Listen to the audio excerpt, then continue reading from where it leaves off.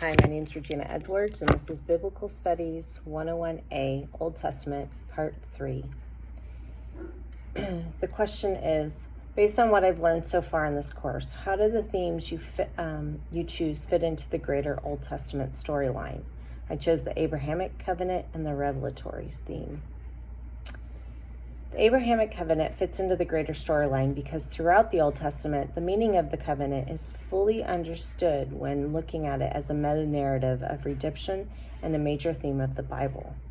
As a meta-narrative of the Abrahamic covenant is shown in the beginning of the redemption, is shown to be the beginning of redemption after the fall of creation and God's greater plan by using one man and his lineage to be the line back to God's presence.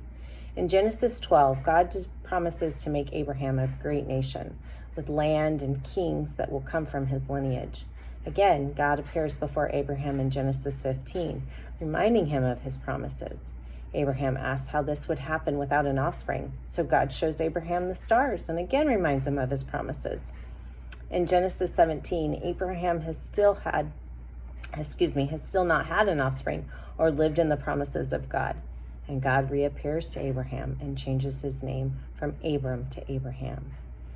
In Genesis 17, 3-5, it says, Abraham fell face down, and God said to him, "As for me, this is my covenant with you.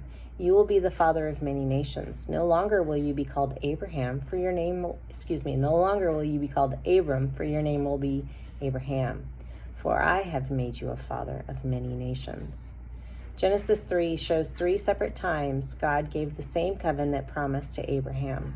As the Old Testament unfolds, the narrative of his promise is shown again and again, regardless of the people's faithfulness to God. The genre of the Abrahamic covenant is evident in the patriarchal narrative that sets up the covenant theme that drives the rest of the Old Testament, as stated by Dr. Slineker. The Old Testament is rich in description of God's covenant of blessing and ancestral line, as well as set apart for the descendants of Abraham. In Genesis 17, 6-8, God reminds Abraham, "I will make you very fruitful. I will make nations out of you, and kings will come from you. I will establish my covenant as an everlasting covenant between me and you and your descendants and you for the generations to come, to be your God and the God of your descendants after you. The whole land of Canaan, where you now reside as a foreigner, I will give as an everlasting possession to you and your descendants after you, and I will be their God." Again, we see a God who makes and fulfills all the promises. This is what God will do for Abraham and his descendants. The genre of the patriarchal narrative reveals God's actions and faithfulness. In my opinion, God's love and faithfulness is the major theme of the Bible, and the Abrahamic covenant is a great example of God's love.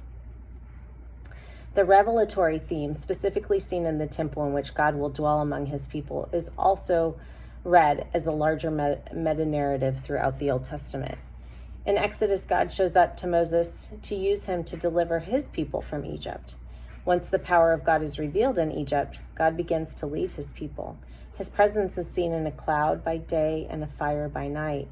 Once the people of God are delivered from danger and have conquered the land, God asks for a tent. Not conquered the land. Once the people of God are delivered from danger, God asks for a tent where his presence will reside. It is in the tent that God can walk near his people again.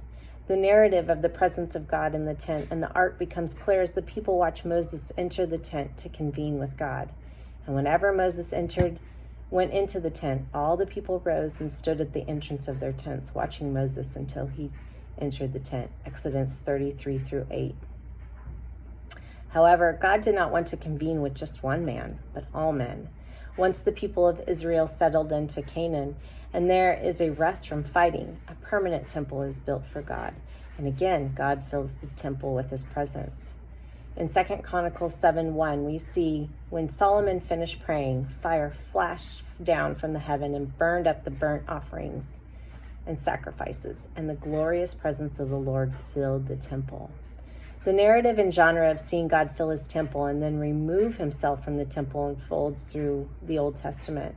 Just as God had to remove himself from Adam and Eve in the Garden of Eden, which was also in the presence of God.